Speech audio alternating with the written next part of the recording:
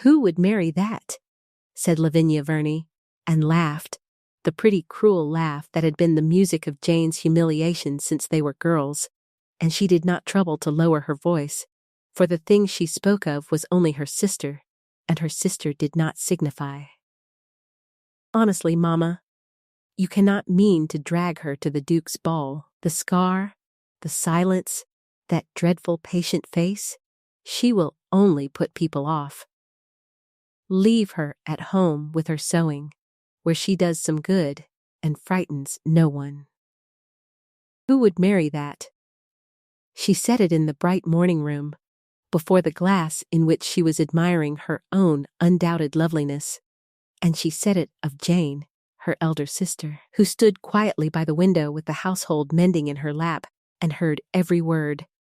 And it did not occur to Lavinia, nor to their mother, who only sighed and agreed that there was the least cruelty in it, for they had said such things of Jane for so many years that it had become simply the truth of the house, as settled and unremarkable as the weather, that Jane was the plain one, the scarred one, the one no man would ever look at twice, that her sister Lavinia was the beauty on whom all the family's hopes were fixed, and that the great matrimonial prize of the season, the cold rich Duke of Mortimer newly come into the neighborhood, was of course Lavinia's by right of her beauty, if only she could secure him who would marry that. Indeed, it was scarcely a question, it was a verdict, passed long ago, on a sister who did not count.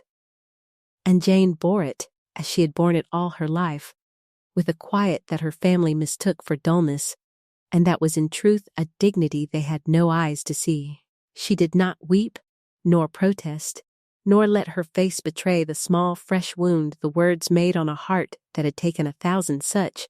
She only bent her scarred cheek a little lower over the mending, and went on with her quiet, useful work, and said nothing, because there was nothing to say to people who had decided, years ago, exactly what she was worth, and had never once thought to look again. But there was one thing that Lavinia, for all her certainty, did not know. One thing that none of them knew. That bright, cruel morning, as the verdict was passed yet again on the sister who did not signify. They did not know that not 3 miles distant, in the great cold library of his great cold house, the Duke of Mortimer was at that very hour sitting at his desk with a pen in his hand and a look on his proud, reserved face that none of his acquaintance would have recognized, and that the pen, after a long, still moment, was lifting and moving, and setting down upon the paper the words that would answer Lavinia Verney's scornful question for all the world to hear. For the Duke was entering the banns, and the name he wrote in his firm black hand beside his own was not Lavinia's. It was Jane's. To understand how the scorned sister came to be the Duke's chosen, you must understand first who Jane Verney was, and how she came by the scar that the world reckoned the whole of her, and what manner of worth lay beneath it that the world had never troubled to see. She was 24, the elder of the 2 Verney sisters, and she had not always been the plain one, or rather, she had always been the quieter and the less brilliant beside a sister whose beauty drew every eye. But it was an accident. When Jane was 17, that fixed her forever in the family's reckoning as the one no one would marry. There had been a fire. A cottage on the edge of the village, a tenant's cottage, had caught in the night, and the cry had gone up, and Jane, who happened to be near, had heard above the shouting that a child was still within. A little girl of 3, the cottager's youngest, trapped in an upper room while her frantic parents were held back by the flames. And Jane had not stopped to think, nor to count the cost, nor to wait for the men who stood appalled and helpless in the road. She had wrapped her cloak about her head and run into the burning cottage, and found the child, and brought her out alive through the fire and the falling timber, and had paid for it, as such courage is so often paid for, in her own flesh, for the flames had caught her before she won clear, and burned the left side of her face, from cheekbone to jaw, and her left hand and arm, and marked her, the doctor said, when at last she healed, for the rest of her life. The child lived, whole and unharmed, and grew up to bless the name of the brave young lady who had run into the fire for her. The village remembered and revered Jane for it, in the quiet way of country places. But the world of Jane's own family and class remembered only the scar. For a scarred woman, in that world, was a woman spoiled. A girl who had been merely quiet and overshadowed became, with the mark on her face, a girl unmarriageable. A thing the marriage market had no use for and the drawing rooms looked away from. And Jane Verney, who at 17 had done the bravest thing anyone in that neighborhood had ever done, found herself thereafter reckoned by her own people not as a heroine, but as an embarrassment. A plain, scarred spinster in the making, the sister who did not count. The courage was forgotten, the scar remained, and the world, which prices a woman by her face, wrote her down as worth nothing, and never once suspected that it had among them, overlooked and scorned in a shabby morning gown, a soul of a quality it could not have bought for all its fortunes. The Jane Verney of the days before the fire is worth recalling, for she was not born to be the drudge and the embarrassment of her family, and the slow descent into that place tells much about the household and the world that made it. She had been, as a child, the quieter of the two sisters, but not unhappy and not unloved in those early years. Before her mother's whole heart had fixed itself upon Lavinia's beauty, there had been room enough in the family for a grave, thoughtful elder daughter as well as a dazzling younger one.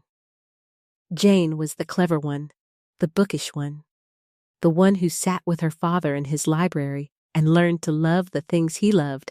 She was plainer than Lavinia, even then, for Lavinia's beauty was extraordinary from the cradle.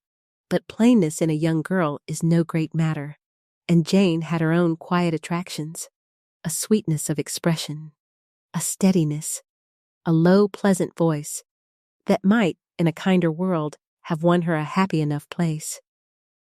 She was not, in those days, written off. She was merely overshadowed, as the plain, clever sister of a great beauty is always somewhat overshadowed, and she bore it without resentment, having a generous nature and a real fondness for the little golden sister whom everyone admired. But the seeds of her later exile were already there, in the slow tilting of the household toward Lavinia. Year by year, as Lavinia's beauty ripened and the family's fortunes declined, Mrs. Verney's hopes narrowed and sharpened to a single point, that this beautiful daughter should make the brilliant marriage that would save them all. And as that hope hardened into the family's whole purpose, Jane found herself, by imperceptible degrees, moved from the place of a daughter to the place of an instrument, the useful plain one whose business it was to assist, by her labor and her self-effacement, the great project of Lavinia's advancement. Her father's death, when Jane was 15, removed the one person who had valued her for herself and loved her quiet company, and after that there was no counterweight at all to the household's worship of beauty, and Jane sank quietly toward the margin. She was 16, plain and clever, and a little lonely, but still a daughter of the house, still taken about, still nominally in the running for an ordinary woman's ordinary future. When the fire came, and the fire and the scar it left finished in a single night the work that the years had begun, and fixed her forever, in her family's eyes, as the one who did not count. The night of the fire deserves to be told in full, for it was the finest hour of Jane Verney's life, and the world's choosing to remember only its cost, rather than its glory, is the whole injustice of her story in a single image. It was a night in the dead of winter, and the cottage that caught was old Thatcher's, on the edge of the village, a poor place of timber and thatch that went up, when a fallen ember caught the bedding, like a torch. The alarm was raised, and people came running with what buckets they could find, but the thatch was old, and the wind was high, and by the time any number had gathered the little house was well alight, the flames roaring out of the lower windows, the heat such that none could come near the door. And it was then, in the red roaring confusion, that the worst cry went up, that little Susan, the Thatcher's youngest, a child of 3, was still inside, asleep in the loft room above, and that her parents, who had got out with the older children, were being held back by main force from flinging themselves into the flames after her, for to go in was death, and everyone knew it. The men stood in the road, appalled and helpless, none daring the fire, and the child's mother screamed, and it seemed the little one must burn. And Jane Verney, 16 years old, who had come running with the rest and stood among them in the firelight, did not stand appalled. She heard the child was within. She looked at the men who would not go, and she went. She caught up a horse trough's worth of water over her head and cloak, and before anyone could stop her, she was through the burning doorway and gone into the smoke and the roaring dark, while the crowd cried out behind her. How she found the loft stair and the child, and brought her down again through the smoke and the falling fire, she could never afterward clearly tell. She remembered only the heat and the dark, and the small weight in her arms, and the desperate groping for the door. But she came out, staggered out through the flames, with the living child clutched to her, her cloak afire, and her face and hands scorched, and put the little girl safe into her mother's arms, and then fell down senseless in the road. The child was wholly unhurt. Jane was carried home burned, and lay near death for a fortnight, and rose at last scarred for life.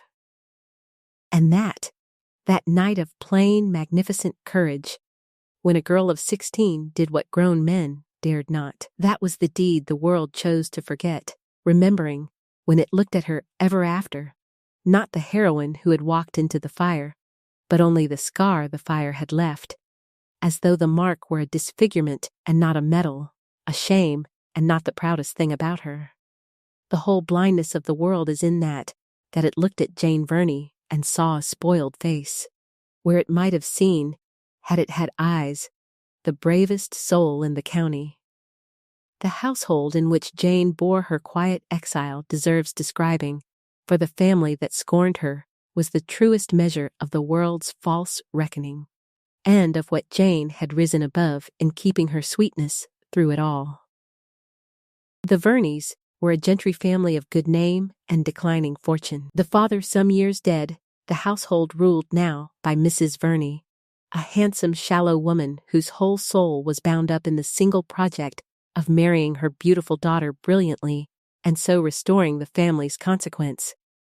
And in pursuit of that project she had divided her 2 daughters, from their girlhood, into the one who mattered and the one who did not. Lavinia, the younger, was a beauty of the dazzling, obvious kind, golden and pink and white, with a face that turned every head and a vanity, carefully cultivated by an adoring mother. To match, she had been raised to believe herself the family's whole hope and treasure, indulged, flattered, spared every trouble, and taught to regard her sister as a useful drudge and a regrettable blemish on the family's appearance. And Jane, quieter, plainer even before the scar, and afterward written off entirely, had been given, by slow degrees, the place in the household of an unpaid upper servant, the one who managed the linen and nursed the sick and kept the accounts, and did the 100 unglamorous offices that kept the shabby house running, while her mother and sister sailed off to the assemblies and the visits from which Jane, with her dreadful face, was tactfully left behind. It was a cruelty so settled and so genteel that no one in the house perceived it as cruelty at all. Mrs. Verney did not think herself unkind to Jane. She thought herself sensibly realistic, making the best of a daughter whom fate had rendered unmarriageable by putting her to useful work, and not wasting on her the resources better spent on Lavinia's prospects. Lavinia did not think herself cruel to scorn her sister.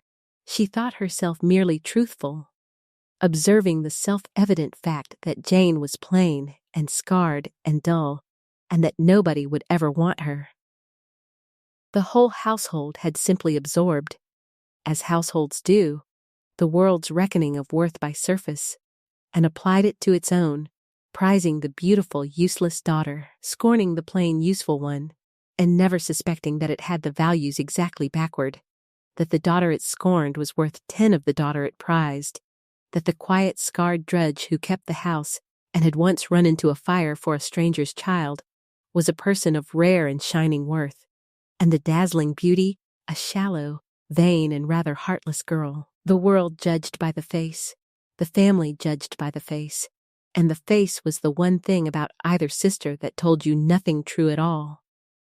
The vanity of Lavinia Verney deserves a closer look, for she was the embodiment of everything the world prizes and Jane was not, and the contrast between the two sisters is the whole argument of this tale. Lavinia was, beyond any dispute, a great beauty. That much the world had reckoned rightly. She had the gold hair and the wide blue eyes and the complexion of roses and cream that the age admired above all things. A face and figure that drew every eye in any room she entered. And she had been told so by an adoring mother and a flattering world every day of her life since she could understand speech. And the telling had done its work. For beauty, when it is praised too much and too early and made the whole of a person's value, does not make a girl happy or generous. It makes her vain and shallow and cruel and afraid. It teaches her that she is loved for her face, and so leaves her, beneath the dazzling surface, as hollow and as frightened as any other creature loved for the wrong reasons. Lavinia had been raised to believe her beauty was her whole worth and her certain fortune, and she had become, in consequence, a young woman with nothing in her but her beauty, no kindness, for she had never needed to be kind, no depth, for she had never been valued for any, no courage, no charity, no resource, nothing but the lovely face and the vain, shallow soul behind it. And because her beauty was her whole value, she could not bear that her sister should have any value at all, least of all a kind the beauty could not buy. Lavinia's cruelty to Jane was not, at bottom, mere thoughtless habit. It had a root, and the root was fear. For some dim part of her knew, could not help knowing, that her scarred sister possessed things she did not, a courage she could never have matched, a goodness she could not counterfeit, a mind and a dignity that owed nothing to any face. And rather than admire these things, or learn from them, Lavinia did what shallow, frightened people do, with a worth that shames their own, which was to deny it, mock it, grind it down. To call Jane worthless was to reassure herself that worth was only what she had, only beauty, only the surface. To scorn the scar was to insist that the face was everything, and so to keep safe the single thing that made her, Lavinia, anything at all. Who would marry that?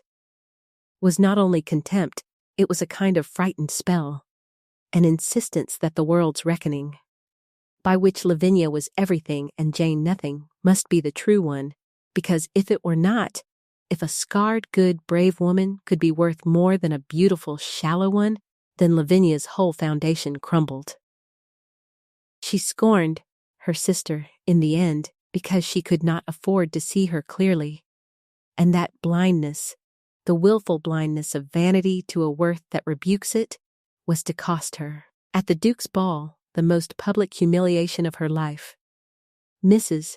Verney, the mother who had presided over the long injustice, deserves her share of the account, for hers was the subtlest fault of all, being committed not from malice, but from a kind of worldly common sense that is in truth the deepest blindness. She was not a wicked woman, nor a deliberately cruel one. She would have been genuinely astonished, and quite hurt, to be told that she had been unkind to Jane. She was merely a worldly one, a handsome, shallow, anxious widow, left with a declining fortune and 2 daughters to settle, who had looked at her situation with the cold practical eye the world recommends and drawn the conclusions the world would applaud. One daughter was a great beauty, one was scarred and plain. The beautiful one could be married brilliantly, and so save the family. The scarred one could not be married at all, and so must be made useful instead. Therefore, the family's resources, which were scant, must be concentrated upon the daughter who could yield a return, and not wasted upon the one who could not. The beauty must be dressed and displayed and advanced. The drudge must be set to the work that made the displaying possible. And this was not cruelty but sense, not favoritism but prudent management, the only rational course for a mother in her position. So Mrs. Verney reasoned, and so she had acted, year after year, with a perfectly clear conscience. And that clear conscience was the whole horror of it. For Mrs. Verney had done a wicked thing, had starved one daughter of love and dignity and a future, and fed it all to the other, and had done it without ever once feeling that she did wrong, because she had adopted entirely the world's measure of worth, and by that measure she was only being sensible. She valued her daughters exactly as the marriage market valued them, the beauty highly, the scarred one not at all, and having so valued them, she treated them accordingly, and called it good management. She never saw Jane's courage, for courage was not a thing the market priced, never saw her goodness or her mind, for these would not catch a husband, saw only a scarred, unmarketable daughter to be put to use, and used her, and felt herself a careful, prudent mother for doing so. It is a commoner wickedness than the melodramatic kind, and a worse, because it never knows itself for wickedness at all, the quiet, everyday cruelty of valuing a human soul by what it will fetch, dressed up as worldly wisdom. And Mrs. Verney was its perfect practitioner, right up until the evening when the Duke of Mortimer, by a single public act, exposed the whole false reckoning on which she had built her life, and showed her, before all the county, that the daughter she had valued at nothing was worth more than the one she had staked everything upon. What manner of woman Jane had become, in the 7 scorned years since the fire, is the thing the world was too blind to see, and the thing this story exists to show. For the scar that fixed everyone's eyes was the least true thing about her, and beneath it had grown a character of rare and quiet excellence. She might so easily have soured. A girl who does the bravest of deeds and is rewarded with disfigurement and scorn, who sees her courage forgotten and her face remembered, who is demoted in her own home from daughter to drudge, and made to serve the advancement of a sister who despises her, and left behind from every pleasure, and told in 100 daily ways that she is worth nothing and wanted by no one. Such a girl has every excuse to grow bitter, hard, self-pitying, mean, and Jane did not. That was the quiet miracle of her, the thing that the few who troubled to know her marveled at, that she had passed through all that and kept her sweetness, that the long injustice had not embittered her, the long scorn had not crushed her, the long loneliness had not turned her cold. She did her unthanked work well, and without complaint. She was kind, really kind, to everyone, to the servants and the poor, and even to the sister and mother who slighted her. She kept up, in stolen hours, the reading and the thinking that fed her mind, and she carried herself, through all her humiliations, with a steady, unbroken dignity that asked no pity and granted no one the satisfaction of seeing her bowed.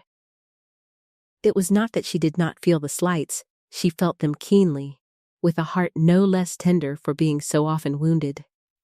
It was that she had found, somewhere in her solitary years, the thing that is the secret of all such quiet heroism, the refusal to let the world's false reckoning of her worth become her own reckoning of it. The world said she was worth nothing, her family said it, the mirror, when she let herself look, seemed to say it, and Jane had decided in the deep privacy of her own soul, not to believe them, to hold, against all the evidence the world pressed on her, to a quiet, stubborn knowledge of her own worth.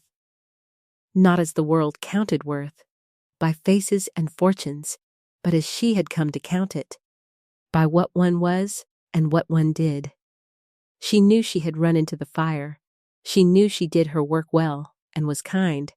She knew her own mind and the quality of it, and on that private knowledge she had built a dignity that no amount of scorn could touch, because it did not depend on anyone else's seeing it. That was the woman the Duke of Mortimer met in the lane. Not a poor, scarred drudge to be pitied, whatever the world supposed, but a soul that had survived the worst the world could do to it, and come through unbroken, unembittered, and quietly, formidably whole. The wonder is not that he loved her. The wonder is that anyone could have looked at such a woman and seen only a scar. If you are listening by your own fire tonight, the lamp turned low, the dark drawn close, the day's small burdens laid aside, then settle yourself, and let me tell you what the proud Duke of Mortimer saw in the scorned, scarred sister that the whole shallow world had missed, and why the man whom every beauty in the county was angling to catch took up his pen, in the quiet of his library, to enter the banns with a woman no one would marry. For this is a story about seeing, about a world that judges by the surface and is blind to everything beneath it, and the two lonely people who learned to see each other truly when no one else could see either of them at all. I shall tell you, before the end, where in the world I picture you sitting, by what far fire. But first you must understand the Duke, for he was not a kind man when this story opens, nor a warm one. And the wonder is not only that he saw Jane's worth, but that he had any eyes left to see it with at all. The Duke of Mortimer was 37, and he was, like the woman he would marry, a person whom the world had spent a lifetime refusing to see. The difference was only in the manner of the blindness, for where the world looked at Jane and saw a scar, it looked at the Duke and saw a fortune, and in neither case did it trouble to look further. He had been the great prize of the marriage market since he was 21. The cold, rich Duke whom every ambitious mother in England schemed to capture for her daughter, and he had learned, in 16 weary years of being pursued, exactly what he was worth in the eyes of his world, which was a great deal. His rank, his fortune, his houses, and his consequence all most accurately appraised, and exactly how little anyone cared for the man who came attached to it, which was nothing at all. He had been flattered, courted, angled for, schemed over. He had watched beautiful women make love to his coronet, and charming ones make sport for his fortune. And he had never once, in all those years, met a soul who seemed to want him, the man, for anything but the dukedom he carried about with him, like a price on his head. And it had made him cold, and made him cynical, and made him, by 37, as lonely in the midst of his magnificence as Jane was lonely in the midst of her family. He had drawn the same bitter lesson she might have drawn and did not, that the world sees only the surface, prizes only the surface, and cares nothing for what lies beneath.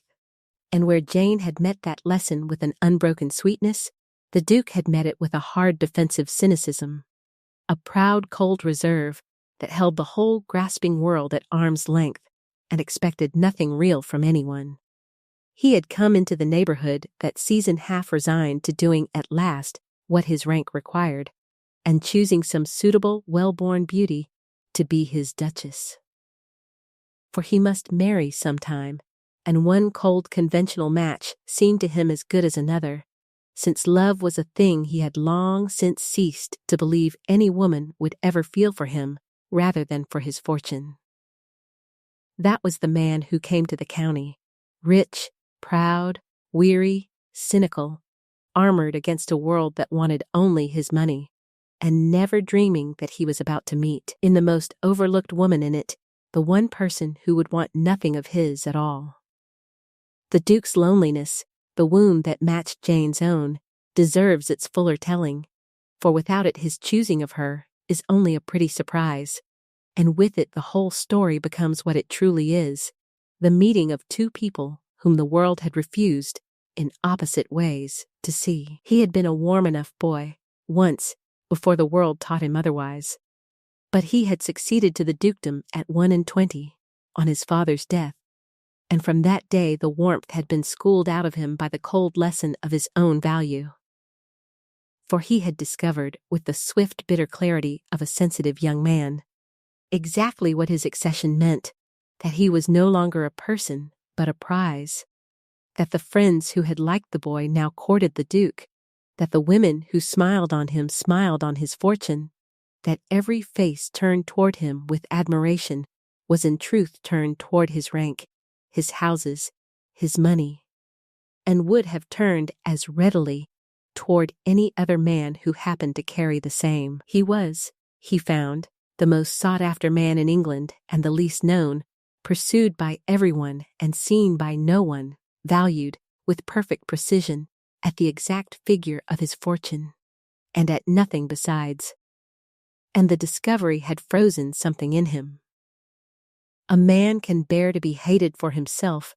It is harder to bear being loved for what is not himself at all. To be perpetually courted and perpetually unseen, to know that the warmth lavished on him would vanish in an instant if the fortune did. So he had built his defenses, as Jane had built hers, though of colder stuff. Where she had met the world's blindness with an unbroken sweetness, he had met it with a hard, proud cynicism. He had decided that since no one would ever want him for himself, he would expect no one to, and would give his trust and his heart to no one, and would hold the whole grasping world at the cold length of his consequence. He grew reserved, sardonic, unreachable. He learned to detect the angling beneath every charm, and to despise it. He became, by 37, a man so armored against being loved for his fortune that he had made himself nearly impossible to love at all. And he was bitterly lonely, with the particular loneliness of those who are never alone. Surrounded always by people who wanted something of him, and starved always for one who wanted nothing but himself.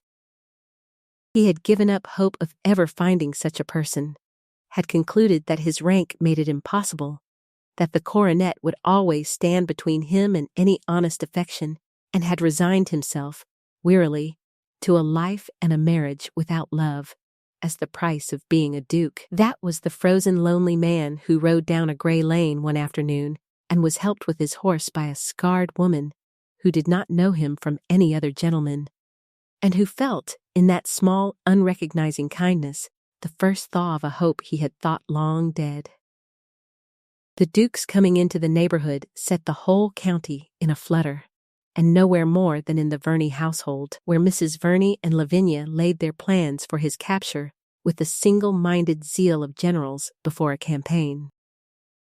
He had taken the great house at Mortimer Cross, 3 miles from the Verneys, and the news that the rich, unmarried Duke was to be among them for the season ran through the district like fire through stubble. Every house with a marriageable daughter prepared its assault.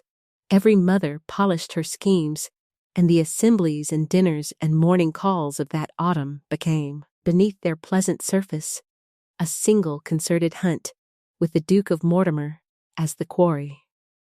And in that hunt, Mrs. Verney meant her Lavinia to carry off the prize. Why should she not? Lavinia was the acknowledged beauty of the county, golden and dazzling, accomplished in all the arts of pleasing. If any girl in the district could capture a duke, it was she, and Mrs. Verney flung the whole of the family's slender resources into the campaign. New gowns for Lavinia, contrivances for throwing her in the Duke's way, careful coachings in how to enchant him. The thing was as good as done.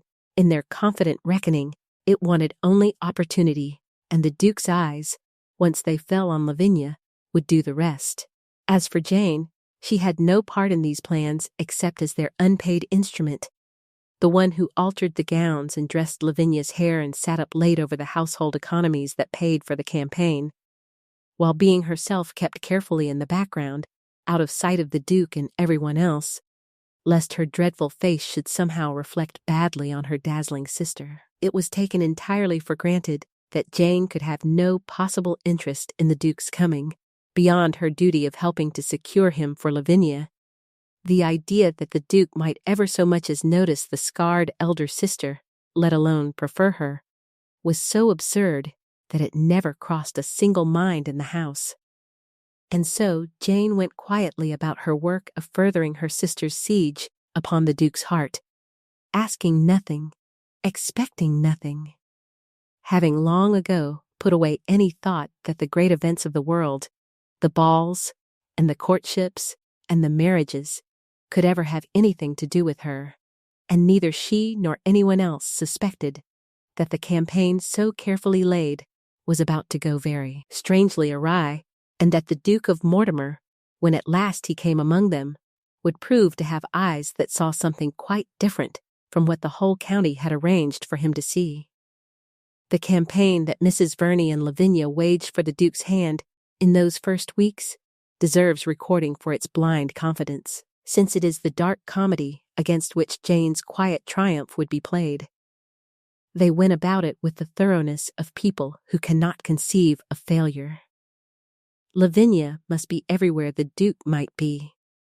So Mrs. Verney accepted every invitation, contrived every meeting, maneuvered her beautiful daughter into the Duke's path at assemblies and dinners and chance encounters arranged to seem like accidents.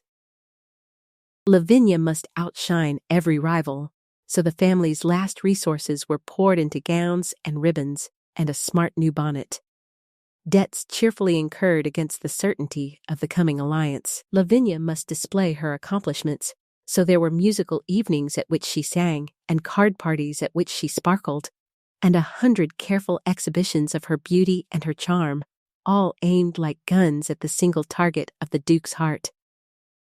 And through it all ran the serene, unshakable assumption that the thing must succeed, that no man, certainly no man of taste, could resist such beauty so assiduously displayed, that the Duke's reserve was merely the proper hauteur of a great man, to be melted in due course by Lavinia's charms, that the marriage was, in effect, already made, and wanted only the formality of his proposal.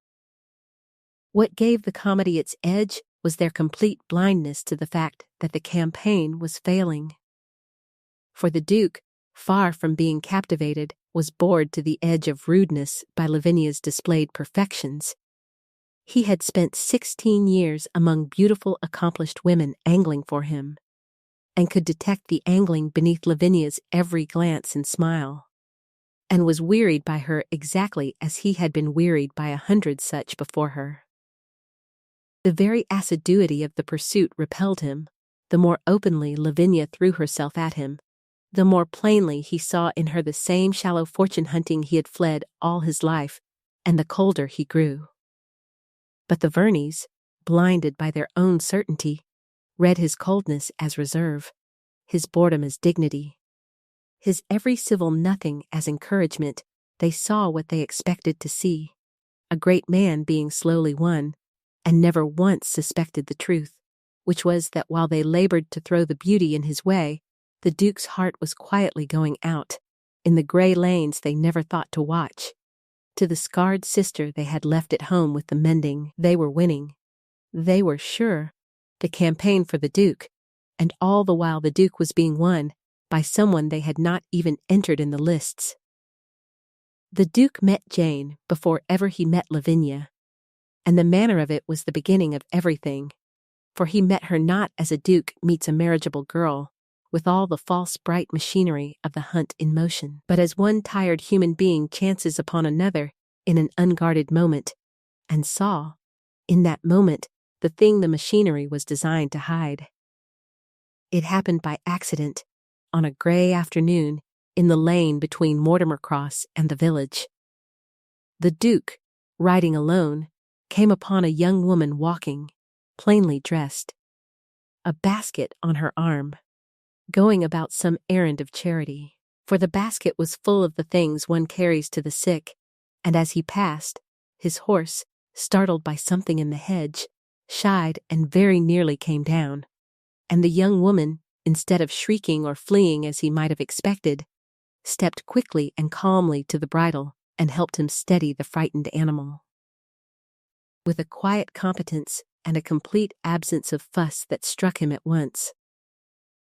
He thanked her, and she looked up to answer him, and he saw the scar. He saw it, the long pale mark down the left of her face, and he saw her see him see it, saw the small involuntary flinch, the bracing, the readying for the recoil or the pity or the awkward looking away that she plainly expected from every stranger's eyes.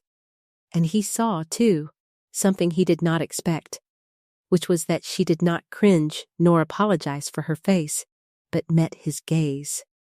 After that first flinch, with a steady quiet dignity, as much as to say, "This is my face, I am sorry it is not pleasanter for you, but it is mine, and I will not be ashamed of it."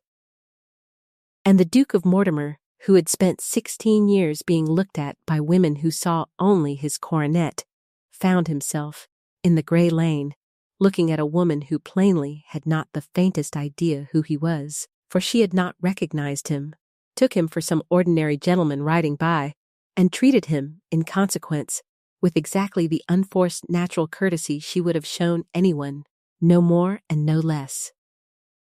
There was no machinery in her at all, no angling, no enchanting, no bright false performance for the rich duke, only a quiet scarred young woman, helping a stranger with his horse, meeting his eyes with dignity, and going on her way about her errand of mercy, without the smallest suspicion that she had just done something no beautiful woman in the county had managed in a month, which was to interest him.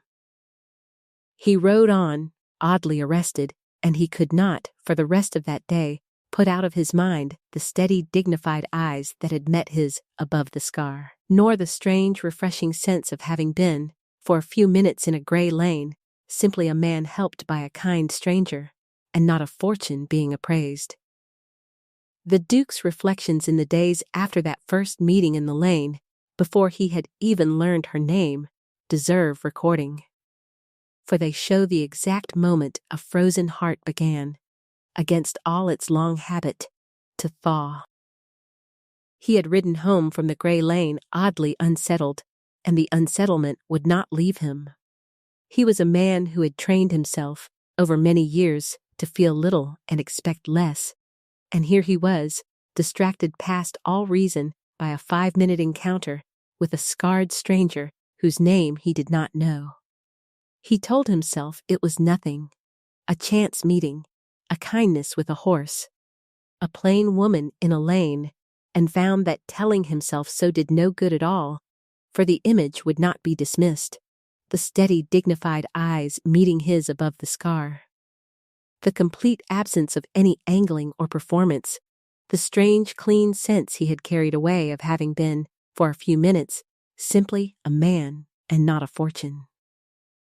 He had not felt that in 16 years. He had forgotten it was possible. And now a woman in a lane had given it to him without even meaning to, without even knowing who he was, and the taste of it had woken in him a hunger he had thought long dead. What struck him most, turning it over in the long evenings, was the contrast. He thought of the beauties paraded before him, week after week, all their practiced charm and displayed accomplishment, every glance and smile calculated to catch him, and he thought of the scarred woman in the lane, who had wanted nothing, performed nothing, simply helped him and met his eyes and gone on her way, and he knew, with a certainty that surprised him, which of them was the more truly worth knowing. The beauties left him cold and wearied, for he saw through them to the angling beneath. The plain stranger had refreshed him like clean water, precisely because there was nothing beneath her courtesy but more courtesy, no design, no surface concealing a calculation, only a real person being decently kind to a stranger. He found himself wanting, with an intensity that half alarmed him. To see her again, not for any reason he could have defended, simply to be again in the presence of something real, and he understood, dimly, that he had stumbled, in a muddy lane, on the thing his whole privilege-starved life had been missing. He did not yet know her name, or her story, or that he would marry her. He knew only that a scarred woman had looked at him and not his coronet, and that he could not stop thinking about it, and that was the first crack in the ice of 16 years. The thing that turned the Duke's interest into something far deeper came when he learned who she was and what she had done, and recognized in the scarred, overlooked woman a kinship with his own hidden loneliness that no beautiful face had ever offered him. He made inquiries in the careless seeming way of a great man who is used to having his curiosity satisfied, and the answers astonished him. The quiet, scarred woman in the lane was Miss Verney, the elder Miss Verney, sister to the celebrated beauty whom, he now realized, the whole county had been at such pains to throw in his way. And the scar, he had supposed some illness, some accident of the dull domestic kind. The scar, he learned, was the mark of as brave a deed as he had ever heard of.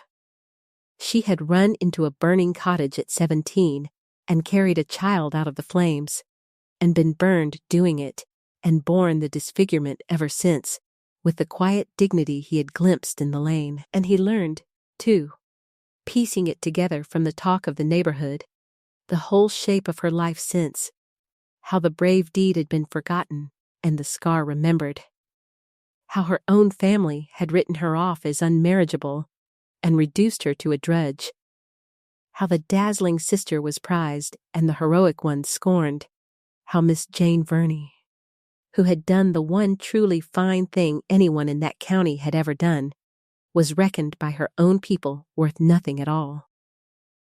And something in the Duke of Mortimer, hearing this, woke and turned over, and would not be still. For he saw in her story the very mirror of his own, the same wrong from the other side. Here was a person, like himself, whom the world refused to see, whom it judged by a single surface fact, the scar as it judged him by the fortune, and having judged, looked no further. Here was a soul of real worth, courage, kindness, dignity, going utterly unvalued because the world had eyes only for a surface that told nothing true. He knew exactly what that was. He had lived it for 16 years, prized for his coronet and unseen as a man. And to find, in this scorned, scarred woman, a fellow sufferer of the world's blindness, someone who knew from the inside what it was to be reduced to a surface and overlooked beneath it, moved him as nothing in his cynical, guarded life had moved him in years. He had thought himself alone in that particular loneliness, and here was someone who shared it. More, here was someone who, precisely because she could not imagine that a duke would want her, had treated him in the lane as no one had treated him in 16 years, as simply a man. The beautiful women all wanted his coronet. This scarred one, wanting nothing of his, had given him the one thing none of them ever had, which was to be seen as himself. And the Duke, turning it all over in the long evening of his great cold house, understood that he had met, in the most overlooked woman in the county, the first person in his adult life who had ever looked at him and not his fortune. And he resolved, with the cold decisiveness that was his nature, to know her better. The kinship between the Duke and Jane, the strange likeness of their two exiles, is worth drawing out fully, for it is the deep root of their love, and it explains why these two, of all people, were made for each other when the whole world would have paired them otherwise. On the face of it, they were opposites, he the richest and most sought-after man in the county, she the poorest and most overlooked woman in it.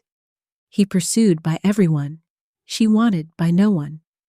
He weighed down by a value the world insisted on. She crushed by a worthlessness the world had decreed. But beneath the opposite surfaces ran the same wound, exactly mirrored. For both of them had been judged by the world on a single visible fact and never seen beneath it, the Duke on his fortune, Jane on her scar. Both had been reduced by the world's lazy, cruel reckoning to a surface, his golden, hers marred, but a surface either way, and both had spent their lives unseen behind it, the real person within going unknown and unvalued, while the world fixed greedily or contemptuously on the outside. Both had learned, in consequence, the same bitter lesson that the world does not see, and both had built, against that lesson, their defenses, his the cold cynicism that expected nothing, hers the quiet dignity that hoped for nothing. They were, beneath everything, two of a kind, two people whom the world had refused to see, the one for having too much, and the other for having too little, and who carried, each in private, the same loneliness of the unseen. And that was why, when they met, they recognized each other, not at once, not consciously, but deeply, as like recognizes like. Jane, who knew from the inside what it was to be reduced to a surface, was the one woman who did not reduce the Duke to his. Because she could not imagine he wanted her. She wanted nothing of him, and so she saw, alone among women, the man and not the coronet. And the Duke, who knew from the inside what it was to be unseen behind a surface, was the one man who would not be stopped by Jane's. Because he had spent his life longing to be seen past his fortune. He had the eyes, as no one else did, to see her past her scar. Each gave the other the precise thing that each had despaired of receiving, to be seen truly, past the surface, for the real self beneath.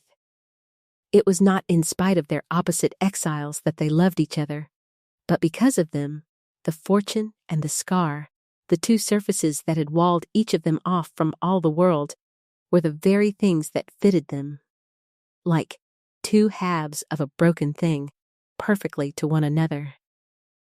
The world, judging by surfaces, would have married the Duke to the beauty and left Jane to her drudgery, and the world would have been wrong, as it is nearly always wrong. For the two it had judged so far apart were in truth the only two in all the county made to understand each other. The Duke's reaction to learning the story of the fire deserves its own dwelling, for it was the moment his admiration became reverence, and reverence, love, and it turned on a single insight that the whole rest of the world had missed. When he first heard it, heard that the scar that disfigured the woman he was coming to care for was the mark of a child saved from the flames, his first feeling was a kind of awe. He was a man of the world, not easily impressed. He had known soldiers and sportsmen, and men reckoned brave.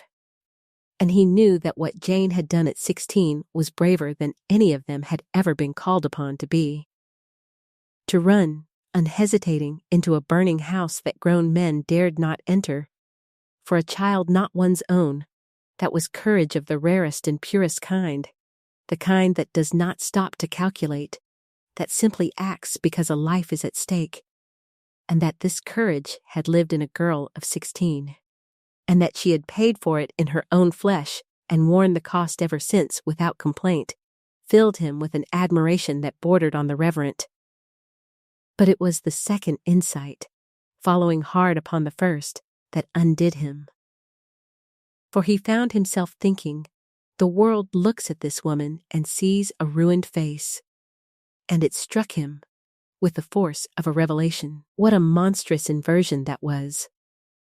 That the very mark of her glory should be read by the world as the mark of her shame. That the scar, which was a medal, a badge of the noblest thing a person can do, should be treated as a disfigurement that lowered her worth.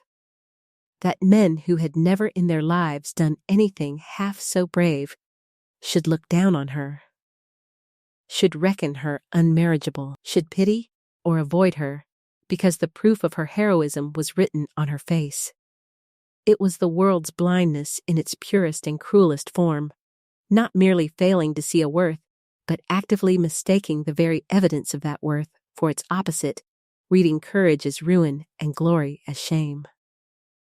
And the Duke, seeing this, seeing how completely and how cruelly the world had got Jane Verney backward, felt rise in him not only love, but a kind of fierce protective indignation, a longing to set the matter right, to honor what the world had scorned, to take the woman whose metal the world called a blemish and show that world, plainly and publicly, exactly what it had been too blind to see. The scar that made other men look away made him love her the more, for he saw it for what it was, and what it was beautiful.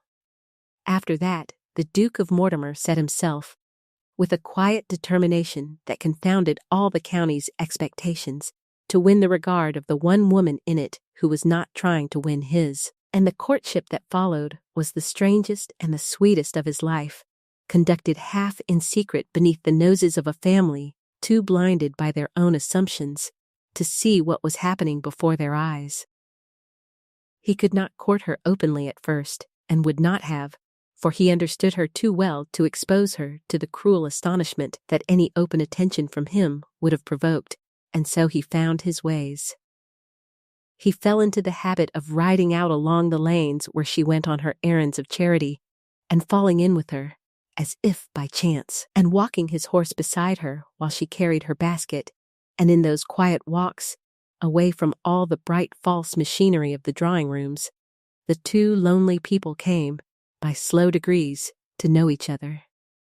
He found in her exactly what he had begun to suspect and more, a mind quick and deep, and well furnished by years of solitary reading, a wit the gentler for having been so long unappreciated, a goodness entirely without cant, a dignity that had survived every slight without souring into bitterness. And she, for her part, still serenely unaware of who he was, taking him for some gentleman staying in the neighborhood, gave him, in those walks, the unguarded natural friendship of a woman who has nothing to gain and nothing to lose, who speaks her honest mind because she cannot conceive that this pleasant grave gentleman could have any designs upon her, and is therefore, with him, simply and entirely herself. It was that unguardedness that the Duke came to treasure above everything. For 16 years he had longed, without quite admitting it, to be known and liked for himself, and here, in the lanes, with a scarred woman who did not know he was a duke, he was at last simply a man whose company another person enjoyed, whose conversation was met and matched, whose self, not his coronet, his self, was, it seemed, found worth the knowing. He had never had that before, from anyone, and the having of it, from her, was so sweet that he put off, week after week, the telling her who he was, dreading the moment when the knowledge would change her, would raise between them the barrier of his rank that turned every woman false. And in the putting off, in those weeks of walking and talking as equals in the gray autumn lanes, the Duke of Mortimer, who had thought himself past all such feeling, fell quietly and completely, and for the first time in his life, in love, not with a face, not with an accomplishment, not with anything the world could see or price, but with a soul, with the scarred, scorned, shining soul of the woman his whole world had agreed was worth nothing at all. The walks in the lanes, in which the Duke and Jane came to know each other before either had named what was happening, were the heart of their courtship, and they deserved to be lingered over, for they were the truest hours of both their lives. He learned the times and the routes of her errands of charity, and arranged, with a care he would have been ashamed to confess, to be riding that way, and he would dismount, and walk his horse beside her, and they would talk. At first they talked of small things, the weather, the village, the contents of her basket and the people she carried it to. But small talk between two thoughtful people does not stay small, and soon they were talking of everything. Of books, for she had read deeply and thought for herself, and could meet him on ground where the accomplished beauties could not follow. Of the world, and its follies, on which she had a quiet shrewd wit, the sharper for being so long unspent, of the poor she tended, and the small tragedies and kindnesses of village life, of which she spoke with a warmth and an understanding that showed him a heart as good as her head was clever. He had not had such conversation in years, perhaps never. The talk in his world was all performance, all surface, all angling and display. And here, in a muddy lane with a scarred woman carrying soup to the sick, he found at last the thing he had despaired of, which was real talk, mind meeting mind and heart meeting heart, with nothing wanted on either side but the pleasure of the exchange. And the more they talked, the more the wonder grew in him. For everything he learned of her confirmed what the lane had first suggested, that here was a person of rare quality, going utterly unvalued. He found she had taught herself a great deal, in her stolen solitary hours, found she had a philosophy, hard-won and unbitter, about the world's injustice and how to live nobly within it, found she was funny, in a dry, quiet way that delighted him, found she was wise, with the wisdom that suffering teaches the few it does not merely break. And he found, threading through it all, the thing that moved him most, that she had no idea of her own worth as he was coming to see it, that she spoke of herself, when she spoke of herself at all, as the world had taught her to, as a person of no consequence, a plain, scarred woman lucky to be tolerated, and that she had no notion whatever that the grave gentleman walking beside her was falling, with every conversation, more deeply under the spell of the very qualities she did not know she had. He treasured those walks as he had treasured nothing in his life, and he put off the telling of his name, because he knew, with a sinking certainty, that the moment she learned he was a duke, the lovely unself-conscious equality of the lanes would be lost, and he would become to her what he was to everyone, a rank and not a man. And he could not bear to lose, a moment before he must, the one place in all the world where he was simply himself, and liked. The reason Jane could be so freely, unguardedly herself with the Duke, the very thing that won him, deserves its own understanding, for it was born, ironically, of the same scorn that had blighted her life. A woman who believes herself an object of romantic interest cannot be wholly natural with a man. She is, however slightly, on her guard, conscious of being looked at, managing the impression she makes, alert to the possibilities between them. It is not a fault, it is simply what hope does. But Jane had no such hope, and had not had for years. She had been taught so thoroughly that no man could ever want her, that the possibility had ceased to exist for her at all.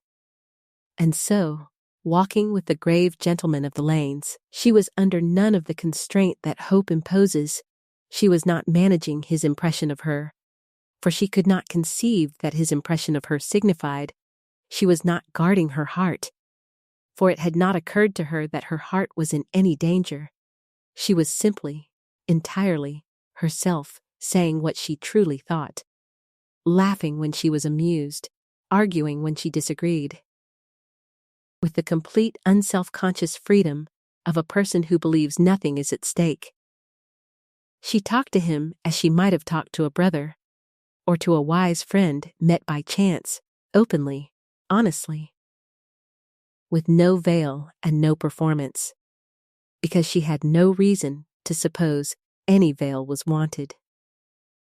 And that complete unguarded naturalness was a thing the Duke of Mortimer had not encountered in a woman in his entire adult life, and it was, more than her wit, or her goodness, or even her courage, what made him love her. For every other woman he had ever known had been, in his presence, on her guard in the opposite way, managing him, performing for him, angling, displaying, conscious every moment of the great prize he represented and shaping herself to catch it. He had never once seen a woman simply be herself with him, because his rank had always stood between him and any woman's honest unself-consciousness. And here was Jane, who, because she could not imagine he wanted her, gave him exactly the thing all the others wanting had made impossible: her true, unguarded, unperforming self. The cruel irony was perfect and complete. The scorn that had convinced Jane no man could want her was the very thing that made her irresistible to the one man who could. Her hopelessness was her charm. The lifetime of being told she was nothing had made her, alone among women, natural with him, and so had made her, to him, everything. He fell in love with her honesty, and her honesty was the gift of her despair. The telling, when at last it came, nearly undid everything, for when Jane learned who her walking companion was, the knowledge struck her not with joy, but with a kind of terror, and brought up in her the one defense her hard life had taught her, which was never, ever to let herself be made a fool of by hope. He told her himself, gently, one gray afternoon, judging rightly that she must hear it from him and not by accident, told her that he was the Duke of Mortimer, and watched the color leave her scarred face, and the easy friendship freeze over in an instant into a stricken, wary stillness.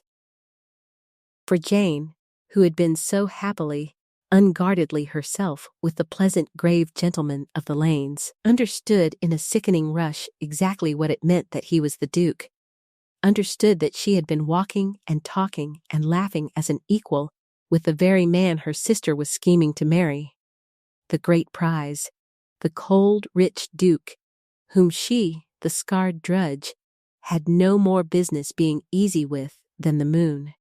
And she was overwhelmed at once with mortification and with a deeper dread. What had he wanted with her these weeks? What could such a man possibly want, walking out to meet a scarred spinster in the lanes? And the answer her bruised heart supplied was the cruelest one, that it must be pity, or idleness, or some great man's whim, or, worse, some private mockery, for the one thing it could not possibly be. The one thing she would not for her life let herself imagine was that the Duke of Mortimer could care for her, Jane, the sister no one would marry. To imagine that was to set herself up for a fall so cruel that she could not survive it, and so she did not imagine it. She slammed the door of her heart against the very thought, and drew about herself all her old armor of quiet dignity, and resolved to put an end to whatever this was before it could make a fool of her. And so she answered him, when she could speak, with a cold, quiet courtesy that cost her more than he could know, that she was honored by his grace's notice, but that she could not think it proper to continue their acquaintance, that she was sensible of the great difference in their situations, and would not presume upon a few chance meetings, that she begged he would not trouble himself further about her, who was nobody and wanted nothing, and would do very well left alone. She would not, she told him, with a flash of the old fire beneath the cold courtesy, be any man's object of charity or of idle amusement. She had her dignity, if she had nothing else, and she would keep it, and she wished him well, and a good day, and turned, with her basket and her scarred face and her breaking heart, to walk away from the only happiness she had ever known, sooner than stay to be pitied or played with by a duke. She had borne being scorned all her life. She could bear it still. What she could not bear, what she would die sooner than risk, was to let herself hope, and be shown her folly, and learn that the one man who had ever seemed to see her had only, after all, been looking at the scar like everyone else. Jane's flight from the Duke, when she learned his rank, was not weakness, but a kind of hard-won wisdom turned tragically against her own happiness, and it deserves to be understood from within, for it is the place where the story's danger truly lay. She had built her whole survival, through 7 years of scorn, on a single discipline, the refusal to hope. She had learned, by bitter repetition, that hope was the one thing that could still hurt her, that she could bear the scorn, the drudgery, the being overlooked, so long as she expected nothing else, but that to let herself hope for more, for love, for a life of her own, for any of the things the world denied her, was to open herself to a wound that the steady low ache of her ordinary life never inflicted.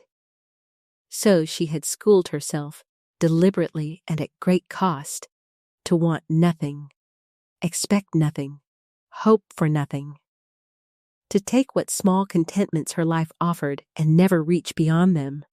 To keep her heart, as it were, on short rations, so that it could not be starved by disappointment.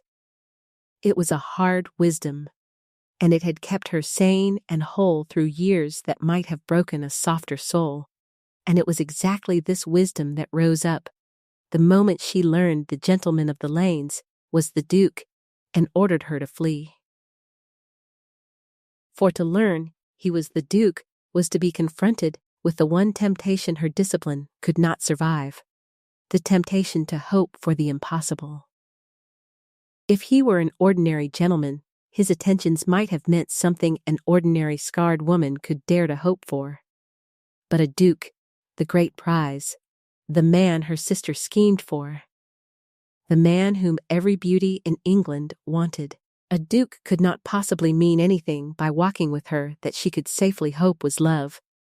The thing was too enormous, too unlikely, too perfectly the sort of impossible hope that, indulged and then disappointed, would destroy her. And so her hard wisdom did the only thing it knew. It slammed shut the door against the hope, before the hope could take root and ruin her. Better to refuse him, to send him away, to lose even the friendship of the Lanes, than to let herself believe for one fatal moment that the Duke of Mortimer could love her, and then be shown her folly. It looked like pride, and it was partly pride. It looked like a failure of nerve, and it was nothing of the kind. It was, at bottom, the desperate self-protection of a woman who had been hurt so often that she dared not risk the one hurt that could finish her, and who chose the certain small pain of giving him up over the possible annihilating pain of hoping and being wrong. That she was wrong to give him up, that the impossible hope was, this, once, the truth she could not know.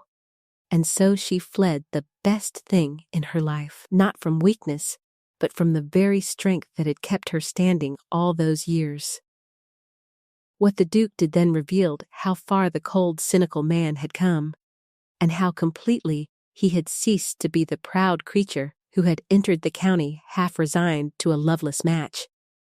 For instead of being affronted by her refusal, or retreating into his old armor, he understood it and honored it, and set himself to overcome it with a patience and a humility he had never shown a living soul. He did not pursue her in the lanes after that, seeing that it distressed her, but neither did he give her up. He understood, for he was not a stupid man, and he had come to know her exactly why she had fled. Not because she did not care, for he had seen too clearly in those weeks the thing growing between them, but because she cared too much to dare to hope, because a lifetime of being told she was worth nothing had made her unable to believe that a Duke could want her for anything but pity or sport. And because her dignity, the one treasure her hard life had left her, would not let her risk being made a fool of. He understood it because he knew, from his own side, the same wound. He too had learned never to believe that anyone could want him for himself. He too would have flinched from a happiness that seemed too good to be true.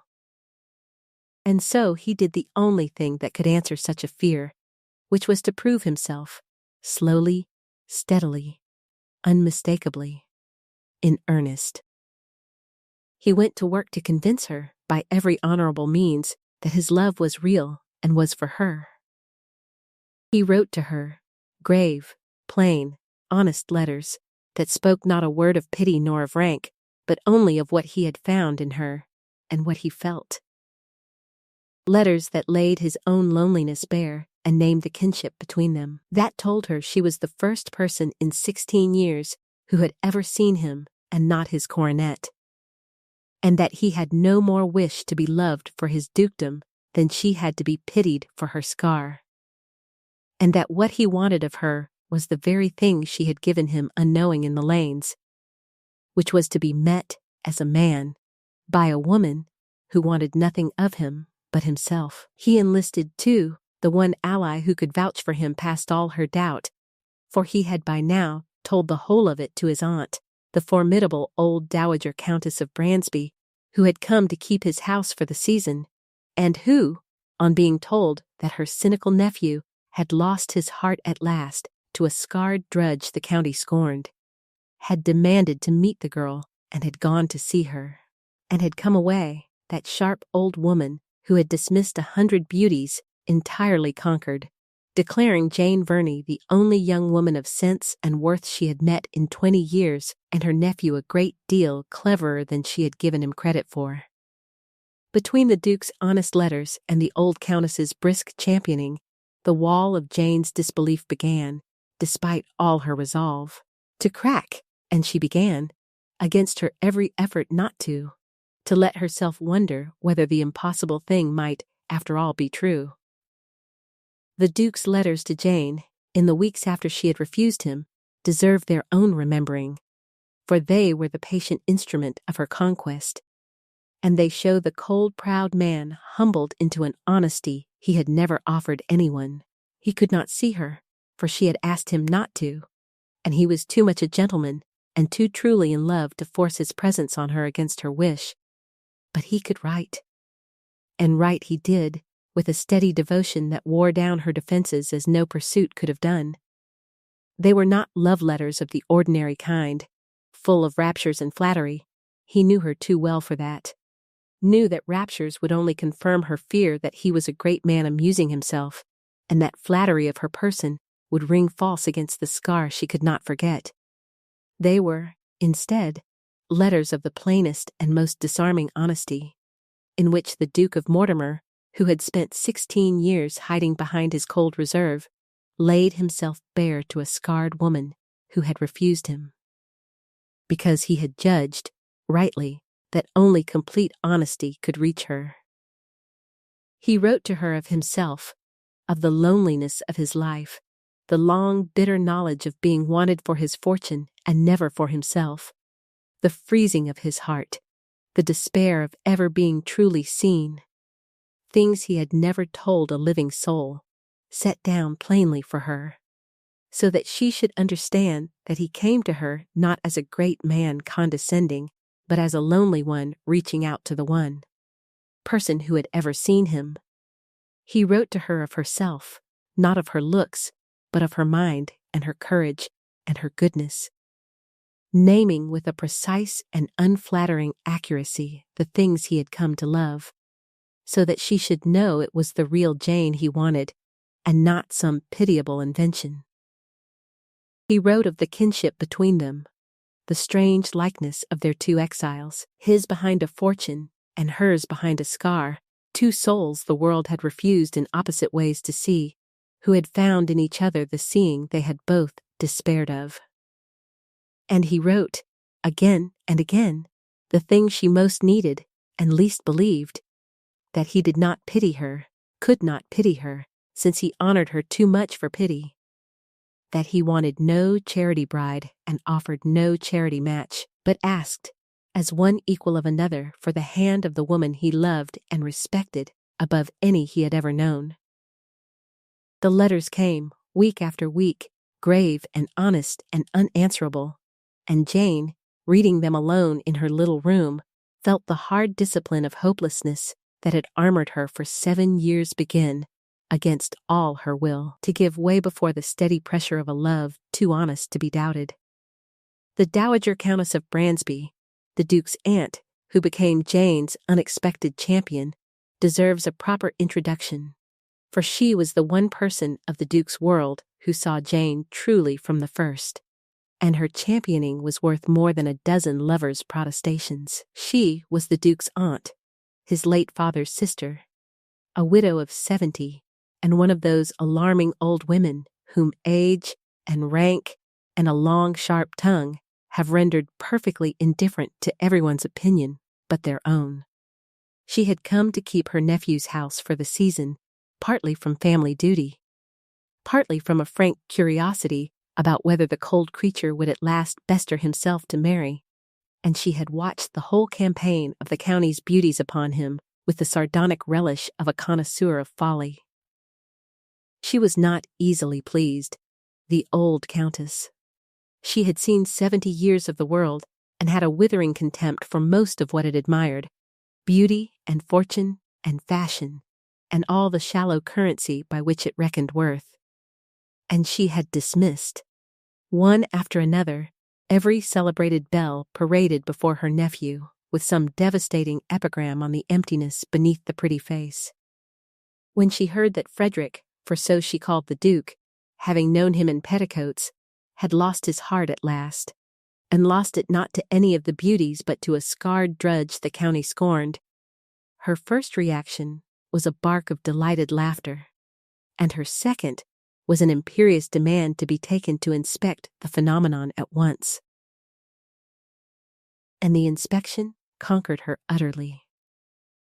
She went to call on Jane, descended upon the Verney household, to that family's flustered astonishment, and demanded to see not Lavinia but the elder Miss Verney, and she sat with Jane for an hour, and put her through the sharp, unsparing catechism with which she tried everyone, and came away Jane's devoted partisan for life. For the old countess, who could not be deceived by a face, beautiful or scarred, and who valued only the things that the world overlooked, sense, character, courage, wit, integrity, found in Jane Verney exactly those things, in greater measure than she had met in any young woman in 20 years, and she pronounced her judgment with the flat finality of an oracle, that the girl was worth the whole county put together, that her nephew had shown more sense in choosing her than she had ever known him to show in his life, and that anyone who called such a woman unmarriageable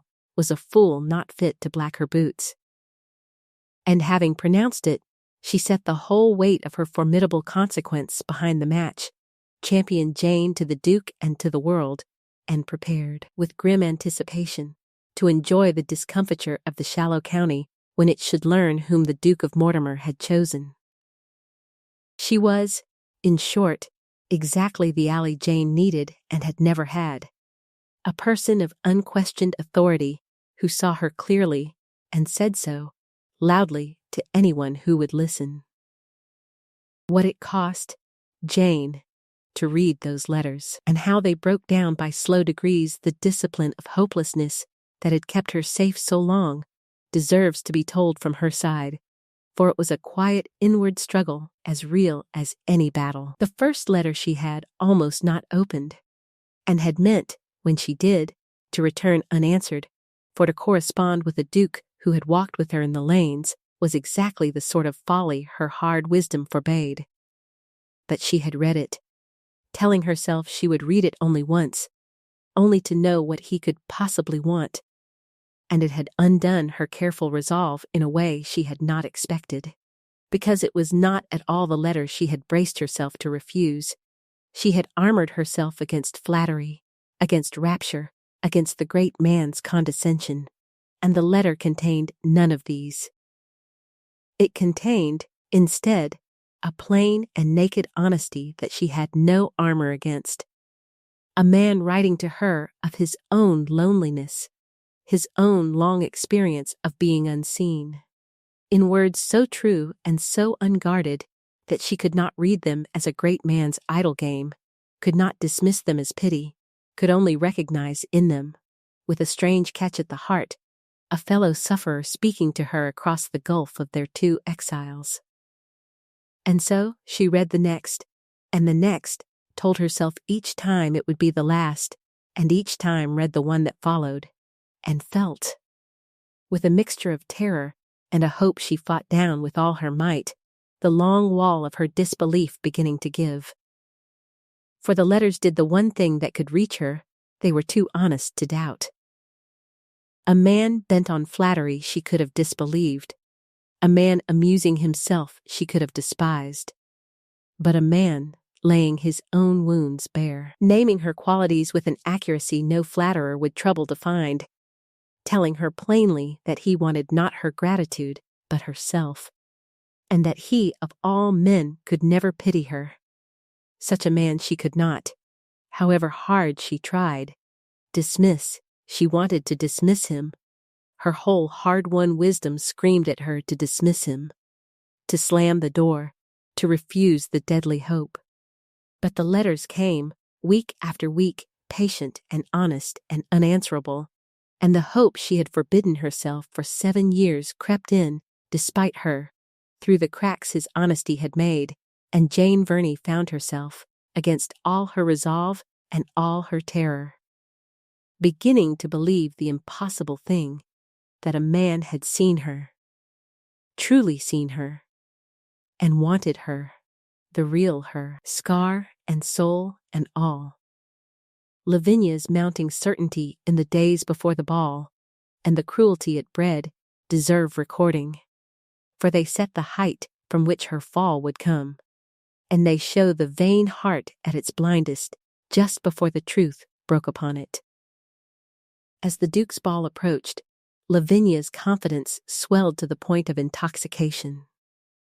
The invitation, the great event, the gathering of the whole county at Mortimer Cross, what could it mean in her reckoning, but that the Duke was at last about to declare himself, and that the ball was, in effect, the setting he had chosen for her triumph? She had no doubt of it.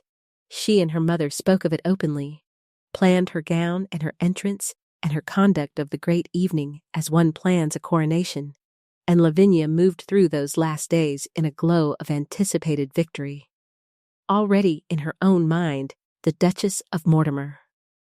Already condescending in imagination to the friends she would soon so far outrank.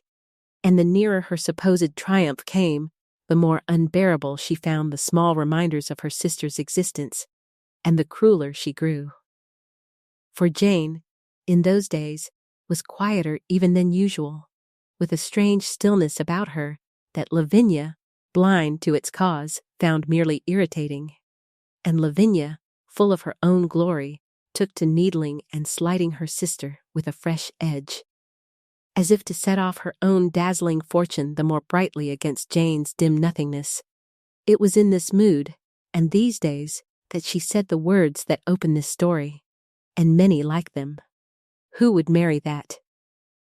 She said it of Jane again and again, in those last intoxicated days, with a careless cruelty sharpened by her own excitement, said it to her mother, to her friends, once almost to Jane's face, made of her scarred, unmarriageable sister the standing joke and foil of her own brilliant prospects, the dark background against which her own coming triumph would shine. She was never crueler to Jane than in the days just before the ball, and she was never blinder. For all the while she sharpened her contempt for the sister no man would marry. The man she was so sure of was writing letters to that very sister. All the while she planned her coronation, the crown she counted on was being quietly set aside for the woman she despised. She stood at the very summit of her vain certainty, looking down in scorn on Jane, and she could not see, vanity never can, that the ground was about to open beneath her, and that the sister she mocked was about to be lifted, before the whole county, to the height from which Lavinia herself was about to fall. It was at the Duke's own ball that the whole matter came at last into the open, before the assembled county. And it was there, in the one public reversal that answered Lavinia's scornful question for all the world to hear, that Jane Verney, the sister no one would marry, owned the great lit room as no beauty in it had ever owned a room in her life. The Duke gave a ball at Mortimer Cross, and all the county came in the full confidence, after a season of his unreadable reserve, that he meant at last to declare himself, and that the fortunate girl could only be the acknowledged beauty, Lavinia Verney, whom rumor had long since married to him. The Verneys came in triumph, Lavinia magnificent in a new gown bought on credit against the certain prize, Mrs. Verney glowing with anticipated victory. And they brought Jane, because the Duke's invitation had, to their puzzlement, expressly and pointedly included her, though they could not imagine why, and had warned her sharply to keep in the background and not disgrace them. And Jane came, in her plain made-over gown, with her scarred face and her hard-won composure, not knowing what the evening held, only that the Duke had begged her in his last letter to come, and to trust him, and to wait. And then, before the whole watching county, the Duke of Mortimer did the thing that turned the world of the Verneys upside down. He did not single out Lavinia. He crossed the crowded glittering room, under the eyes of everyone, past the beauty who stood ready with her practiced smile, and he went to where Jane stood half hidden by a pillar at the edge of the room, and he bowed to her, low, with a grave, deliberate public courtesy that made the whole room turn and stare, and he asked her, in a voice pitched to Carrie, to do him the honor of opening the ball with him. There was a silence, and then a rustle of astonishment running round the room like wind through corn, for the Duke of Mortimer was leading out, not the beauty, but the scarred sister, the drudge, the one no one would marry, was setting her at the head of the room as his honored partner, was showing the whole county, in the plainest language society possesses, that this overlooked woman was his choice. And Lavinia's pretty face went white and then ugly with disbelief and rage, and Mrs. Verney looked as though the floor had opened, and the county buzzed and craned and could not believe its eyes. But Jane, after the first stunned moment, laid her scarred hand on the Duke's offered arm, and lifted her head, and walked out with him to the head of the room, and as she walked, something happened to her that none who saw it ever forgot. For she stopped, for the first time in 7 years, hiding, stopped bracing against the stairs, and let the room see her, the scar and all, the dignity and all, the quiet shining worth of her that the Duke's open choice had at last given the world leave to see, and she carried herself, on the Duke's arm, with so simple and so unashamed a grace, so quiet a queenliness, that the room which had come to pity, or to sneer, found itself slowly falling silent in something nearer to awe, looking at the scarred woman it had scorned and seeing, for the first time, what the Duke had seen all along. The moment Jane stepped onto the floor of the ballroom on the Duke's arm, and the great room turned to look, deserves to be dwelt on, for it was the precise reversal of every other moment of her public life, and the first time in 7 years she was looked at and truly seen. For 7 years, to be looked at had been, for Jane, only a kind of pain.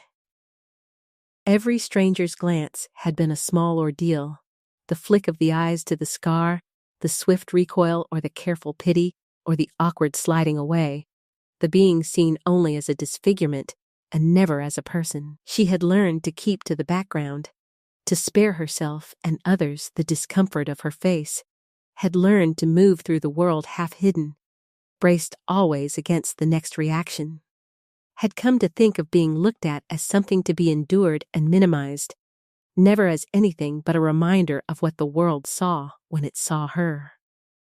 And now, suddenly, she was the most looked at woman in a crowded ballroom, led out by the Duke himself, set at the head of the room, with every eye in the county fixed upon her, and for one terrible instant the old dread rose up, the instinct to shrink, to hide the scarred cheek, to brace against the pity and the sneers.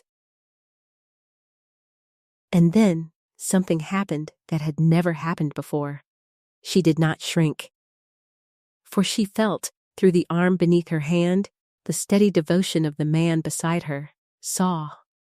When she dared to look at the watching faces, not only the expected astonishment and disdain but, here and there, a dawning wonder, and understood, all at once, that the Duke had not led her out to expose her, but to honor her, that his open public choosing of her was a declaration to the whole room that this scarred woman was prized above all the beauties in it, and that to shrink now, to hide, to play the ashamed and unworthy creature, would be to deny him, and to deny herself, and to hand the scornful world the victory after all. And so, with a courage that was the quiet cousin of the courage that had once carried her into a fire, Jane Verney lifted her head and turned her scarred face full to the light and the watching room, and let them look. She stood at the head of the Duke's ballroom and let the whole county see her, scar and all, with no shrinking and no shame, with only the simple, unanswerable dignity of a woman who knows, at last, that she is valued and need hide from no one, and the room, looking for something to pity or to sneer at, found instead a woman so quietly and so completely possessed of herself that the pity died on its lips and the sneers turned, slowly, into a reluctant, wondering respect. She owned that room, the scarred drudge, the sister no one would marry, owned it as Lavinia in all her beauty had never owned a room, and she owned it simply by ceasing, for the first time in 7 years, to be ashamed of being seen. The Duke's resolve to marry Jane, and the quiet decisive act of entering the bands that gives this story its title, deserve to be set down plainly, for in them the whole of his transformation came to its point. He had known, well before the ball, that he meant to marry her, had known it, indeed, from somewhere in those weeks of walking in the lanes, when he first understood that he had found the one person in the world who saw him truly. The only questions had been how to win her past her disbelief, and how to make his choice known to a world that would be astonished by it. And once her refusal had shown him the depth of her fear, he had laid his plans with the cold thoroughness that was his nature, but in the service, now, of the warmest purpose of his life. He would overcome her disbelief with his honest letters and his aunt's championing. He would declare his choice to the county publicly and unmistakably, at his own ball, so that no whisper could ever make of her a secret or a shame. And he would set the seal on all of it in the most solemn and irrevocable way the law and the church allowed. He would have the bands read the public proclamation of intended marriage, so that the whole parish, 3 Sundays running, should hear that the Duke of Mortimer was to marry Jane Verney, and so that the thing should be done in the open, in the sight of God and the world, with nothing hidden and nothing ashamed. And so there came the morning, the very morning, as it happened, that Lavinia stood before her glass and scoffed who would marry that, when the Duke of Mortimer sat down at the great desk in his library to set the matter in train, to write out, in his own firm black hand, the names that were to be proclaimed, his own, and beside it, Jane's. He sat a moment before he began, the pen in his hand, thinking of the gray lane and the steady eyes above the scar, of the walks and the letters and the long thaw of his frozen heart, of the woman the whole world had agreed was worth nothing, and that he knew to be worth everything. And then he lifted the pen and wrote her name, and felt, as he wrote it, a contentment deeper than any his fortune had ever bought him. It was the best thing he had ever done, and he knew it. The cold, cynical man who had entered the county, half resigned to a loveless match, had become, in the writing of that name, a man marrying for love, against the whole grain of his world, the one soul who had ever seen his own. and the pen that set Jane Verney's name in the bands wrote the answer, for all the world and all time, to every scornful voice that had ever asked who would marry that. The confounding of Lavinia and her mother, at the ball and after, deserves its due. For it was the just collapse of the false reckoning by which they had lived, and it was administered, fittingly, not by any revenge of Jane's, but simply by the truth becoming visible. For Lavinia, the moment the Duke crossed the room to her sister was the most dreadful of her life. She had stood, magnificent and confident, exactly where the Duke would be expected to come.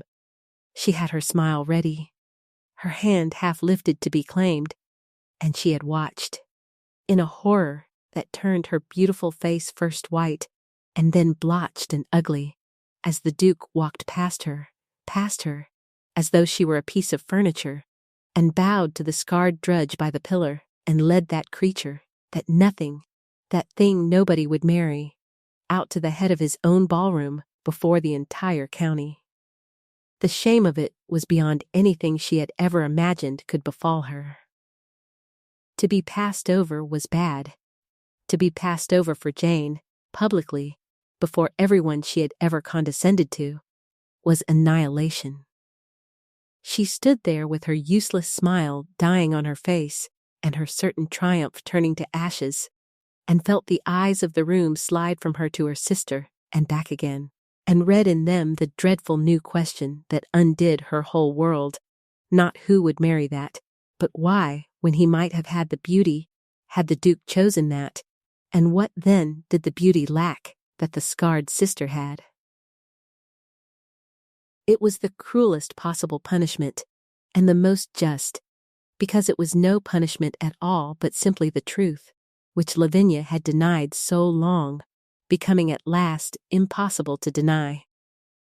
For years she had insisted, to herself and the world, that worth was beauty, and beauty worth, that Jane was nothing and she everything, and now, in a single public act, the man whose judgment the whole county trusted had declared the opposite, had looked at the beauty and the scarred sister, and chosen the scarred sister, and there was no arguing with it, no explaining it away, no spell of scorn that could survive it.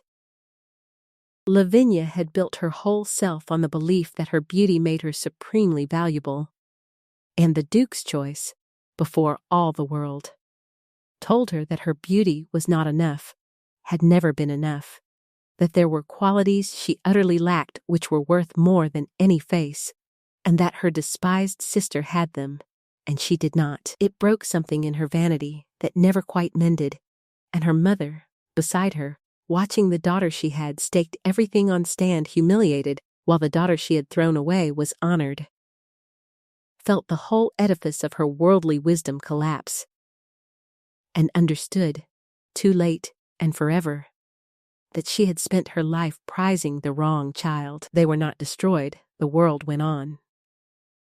But they were humbled, the pair of them, with the deep humbling of people shown beyond denial that they had been wrong about the very thing they were surest of, and it was a better and a more lasting justice than any revenge could have been. What the Duke said that night, when the dancing had given way to supper and he had drawn Jane apart at last into the quiet of the library, was the declaration that overcame the last of her disbelief, and it was a declaration not of pity, nor of rank, but of true sight, the one thing she had never had from anyone, and had ceased to believe she ever would. He told her, simply and without flourish, that he loved her, and when he saw the old terror leap up in her eyes, the old conviction that it could not be true, that it must be pity or folly, he did not protest or persuade, but did a far better thing. He told her exactly why he loved her, in terms so precise and so unanswerable that pity could not have invented them. He told her he loved her not in spite of the scar but including it, for it was the mark of the bravest thing he had ever known a person to do, and he would not have her face one whit different, for it was the truest face he had ever seen. He told her he loved her mind, and named the things she had said in the lanes that he had not been able to forget, loved her goodness, and named the small, unwitnessed kindnesses he had learned she did. Loved her dignity, that had borne a lifetime of scorn without breaking or souring. Loved, above all, the way she had looked at him in the lane, and ever after not as a duke, but as a man, given him the one thing all his fortune had never bought, which was to be seen. And then he told her the thing that reached her past every defense, that he, of all men, could never pity her for being valued at less than her worth, because he had been valued his whole life at nothing but his worth in money, prized for a surface, and unseen beneath it exactly as she had been, that they were two of a kind, the two people in that whole glittering county whom no one had ever troubled to see, and that he was not offering her rescue, nor charity, nor a great man's condescension, but something far simpler and far rarer, the recognition of one overlooked soul by another, the offer of a life spent with the one person who saw him truly, made to the one person he had ever truly seen. And Jane, hearing this, hearing herself described accurately, lovingly, by a man who had plainly looked at her, really looked, and seen not the scar the world saw, but the whole true self beneath it, felt the long armor of her disbelief fall away at last, not because he had flattered her or pressed her, but because he had seen her. And there is no defense on earth against being truly seen by someone who loves what they see. She had spent her life being looked at and never seen, and here was a man who saw her, the real Jane, scar and courage and quiet worth and all, and loved exactly that, and there was no longer any room for the fear that it was pity, for pity does not see so clearly nor prize so justly. She believed him. At last, after a lifetime of being told she was worth nothing, Jane Verney looked into the eyes of a man who knew precisely what she was worth, and believed him, and the believing was like coming, after long cold exile, home. There was a moment, in the quiet of the library after the declaration, when Jane finally let herself believe. That deserves to be remembered, for it was the turning of her whole life from winter into spring.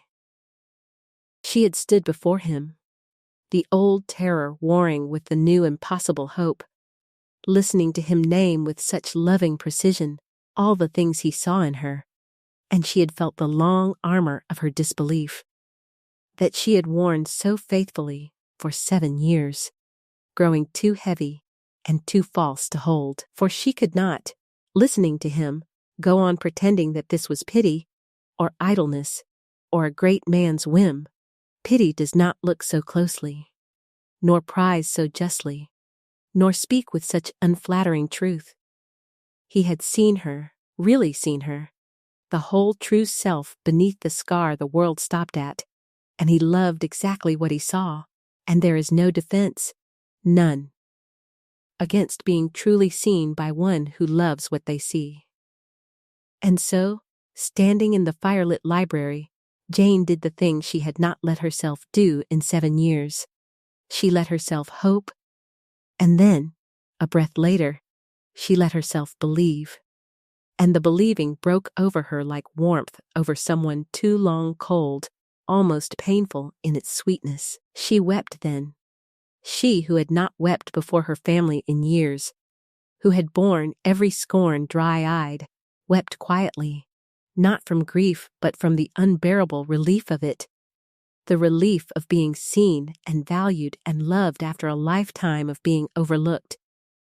And the Duke, understanding, did not try to stop her, but only took her scarred hand in both of his, gently, the burned hand the world had taught her to hide, and held it as a man holds something precious. And when she could speak, she told him the truth at last, that she had loved him in the lanes before ever she knew who he was, loved the grave kind gentleman who talked with her as an equal, and had sent him away not because she did not care, but because she cared too much to dare to hope, and that she had been wrong, and was glad, gladder than she could say, to have been wrong. They sat together in the quiet, the Duke and the scarred drudge the world had scorned. Two people whom no one had ever troubled to see, looking at each other with the wondering joy of those who have found, against all hope, the one face in the world that sees them true. And outside the library the ball went on, and the county buzzed, and Lavinia raged, and none of it mattered at all. For in that quiet room 2 long exiles had come home, and the long winter of both their lives was over. She gave him her answer freely then, not as a scorned woman snatching at a rescue, but as an equal accepting an equal, a free woman, valued at last for her true worth. Choosing the man who had seen it. For Jane did not say yes out of need, though she had every worldly reason to, did not grasp at the unimaginable match as escape from her family, or rescue from her spinsterhood, or relief from the long scorn. She had refused him. Indeed, when she thought it pity, she would have refused him still, scarred drudge though she was, sooner than be any man's charity. She said yes only when she was sure that he saw her and loved her true self, sure that she came to him not as a beggar to a benefactor, but as one soul to its match. And she said it then with a quiet glad wholeness, giving herself not because she was rescued, but because she was loved, and loved him, and chose him. Freely, from the unbroken dignity that all the years of scorn had never managed to break. The scar that the world had called the end of her was, it turned out, no bar at all to the truest love in that whole county. The worth the world had reckoned at nothing was, to the one man with eyes to see, beyond all price, and the sister no one would marry was to be married, freely, and for love, to the greatest match in the county, who counted himself the fortunate one. The married life that followed, and the man the Duke became within it, deserve their account. For the proof of a love is in what it makes of people over years, and this love made of 2 lonely exiles a pair as happy as any in England. The change in the Duke was the most remarkable. The cold, proud, cynical man, armored against a world that wanted only his money, simply melted, over the seasons of his marriage, into someone his old acquaintance scarcely recognized, warmer, easier, quicker to laugh, a man visibly at peace. For the wound that had frozen him, the lifelong certainty of being wanted only for his fortune and never for himself, was healed at last, and healed completely, by a wife who had loved him before she even knew he was rich, who wanted nothing of his but himself, and who gave him, every day of their life together, the one thing all his wealth had never been able to buy: the steady knowledge that he was truly seen and truly loved. The man, and not the dukedom. A man so loved cannot stay cold. The ice that 16 years of being unseen had laid over his heart melted in the warmth of being known, and the kind, warm boy that the world had frozen out of him came back, at 37, to stay. And Jane bloomed, as she had never been allowed to bloom. The quiet dignity that had been her armor through the scorned years softened, in the security of being loved, into something warmer and more open. The wit that had been kept so long in reserve came out and sparkled.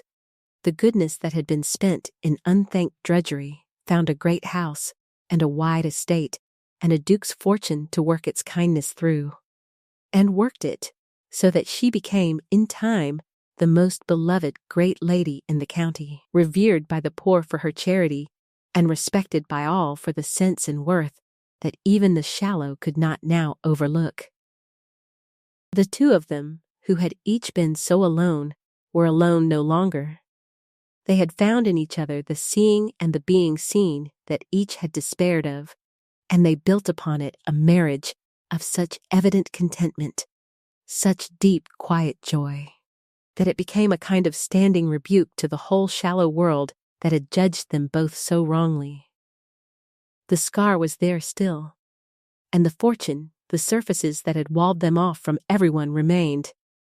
But between the two of them, the surfaces had ceased to matter at all, for each had long since learned to look straight past the other's surface to the soul beneath, and to find there, every day, the one face in all the world that each most wished to see. The wedding day itself, when it came, was as quiet and as radiant as the long years before it had been bleak, and it deserves its place in the telling, for it was the visible answer to every scornful word ever spoken over Jane Verney. They were married on a bright still morning in the village church, with no great show, for neither wished it, but with a fullness of true feeling that the grandest society wedding could not have matched. The Duke's formidable aunt, the Dowager Countess of Bransby, sat in the front pew in her best black silk, looking, for all her sharp tongue, suspiciously bright about the eyes, and pronounced afterward to anyone who would listen that she had not enjoyed anything so much in 20 years. The village turned out in force, the cottagers and the poor crowding the churchyard and the back pews, come to see their brave Miss Jane made a duchess.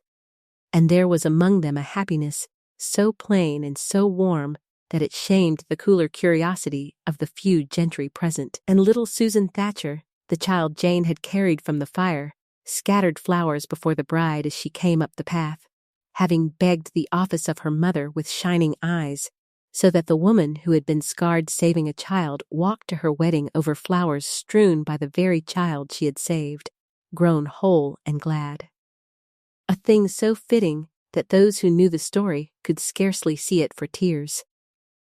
But the heart of the day was the bride herself, and the change that love and being valued had worked in her. Those who had known Jane only as the scarred drudge, the silent, overlooked sister, would scarcely have known her now, for happiness had done for her what no cosmetic could, had lit her grave face from within, had given her a glow and an ease and a quiet joy that made the old word plain seem suddenly absurd. She was not beautiful in Lavinia's way, and never would be. The scar was there still, and would be always. But no one looking at her that morning, radiant, beloved, walking to the altar on the arm of a man who plainly adored her, could have called her anything but lovely.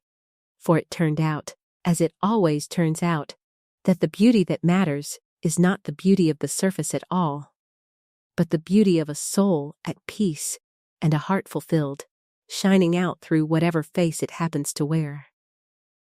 The world had asked, who would marry that? And here was the answer.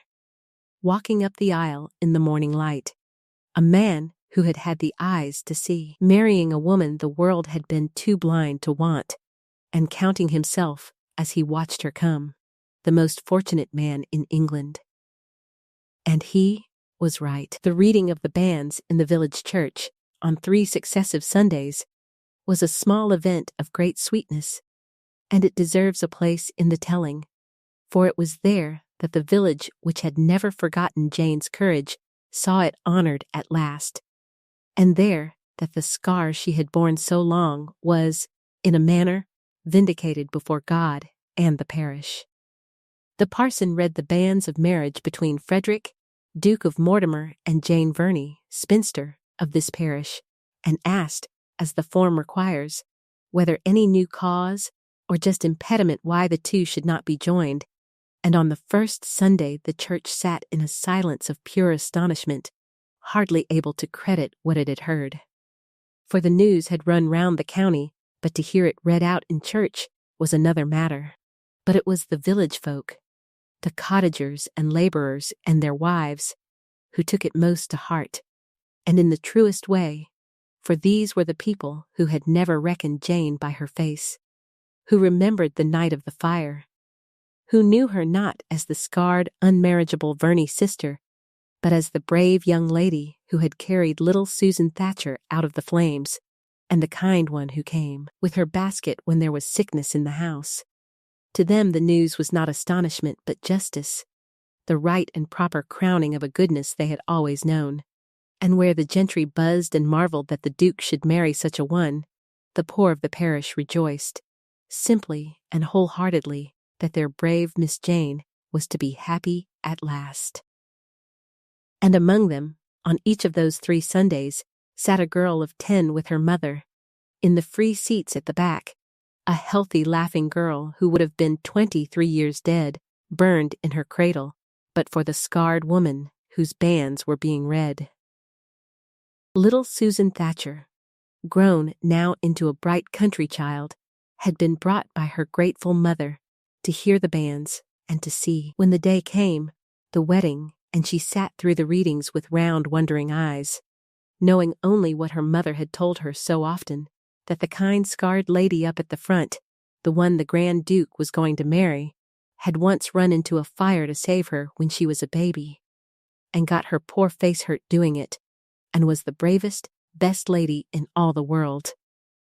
Out of the mouths of the village and of the saved child grown, the truth of Jane Verney was spoken that the gentry had been too blind to see, that the scar was a glory and not a shame, that the woman beneath it was a heroine and not an embarrassment, and that the Duke who was marrying her had simply had the wit to see what the humble had always known.